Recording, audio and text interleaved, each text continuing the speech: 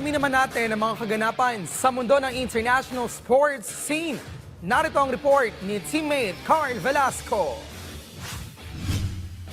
Matapos ang halos 22-month hiatus, balik rubber na ang Japanese superstar na si Shohei Ohtani nitong nakaraang Lunes. Maraming fans ang nag-abang sa pagbabalik ng 3-time MVP sa pitching mound matapos ang kanyang tinamong elbow injury noong 2023 sa kanilang laban kontra sa San Diego Padres. Nakapagtala si Ohtani ng 28 pitches, ngunit siyam lang dito ang napunta sa strike zone. Inamin ng 30-year-old designated hitter na hindi siya nasihan sa kanyang pitching debut kahit na nakapagtala siya ng 100 miles per hour na fastball sa nasabing laban. Ngunit magandang senyales naman ito para kay Ohtani na inaming kahit na ganun, masaya pa rin siya na maganda ang pakiramdam ng kanyang katawan.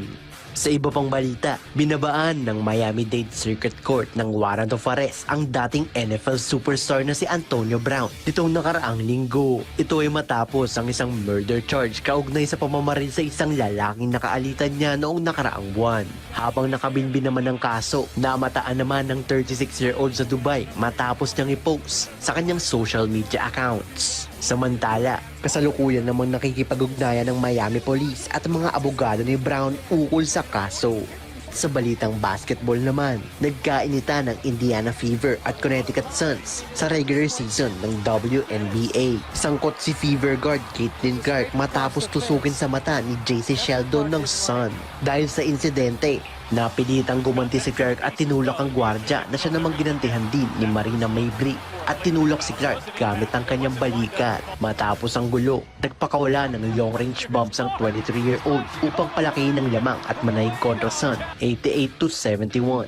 Dahil dito, umangat na ang kartada ng Fever sa record na 6 wins and 5 losses. With her hand in her face. Sa balitang wrestling, nagtagisan ng lakas sa mga wrestlers mula sa iba't ibang bansa sa ginanap na United World Wrestling Ranking Series 2025 sa Ulaanbaatar sa Mongolia. 10 weight divisions ang nakalatag para sa mga batikang wrestlers kung saan nanguna ang India sa iba't ibang weight categories sa parehong freestyle at Greco-Roman wrestling. Hindi naman nagpahuli ang Iran na sumungkit ng 6 na gintong medalya kung saan nanguna para sa koponan si Erfan Alizadeh matapos makasikwat ang medalya sa men's 97 kg category. Samantala, ginturi ng naiuwi ni Muhammad Hamza Bakir para sa Turkey matapos dominahin ng seniors 130 kg category. Carl Velasco para sa Pambansang TV sa Bagong Pilipinas.